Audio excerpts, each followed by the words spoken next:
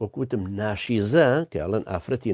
ناشيزة لشرع كلمة ناشيزة كلمة عربية. نشوز يعني أصلي زمانواني لقرتو تبول كيك برز بوتو شتيك برزة ديارة بيوترن نشاز يعني ناشز هو بكردي كألين والنشازة يعني شازة بكاري يعني بلا موانا الله ئافرەتی ناشیزە ئەو کەسێ لە لوتبەرزی خۆی ئیتاعی مێردەکەی ناکە سەررجەی لەگەڵ ناکە میواندارێتی ناکە پێڵە مەڕۆ دەرەوە ڕاتە دەرەوە بە کەیفی خۆی پێڵە ئەو ماڵە من حەز ناکەم بێنە ماڵمان هەریان هێنە و داوەتیان بۆکە ئەمە پێوترە ناشیز.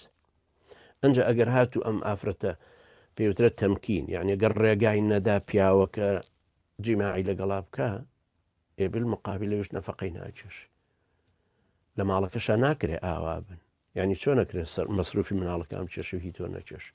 تو أمامك مصروفك شيء اللي ورق لو اشتكيش ورده محاولة طبيعي ببيته وأخوي بردقاري جار متي درتهم إن شاء الله.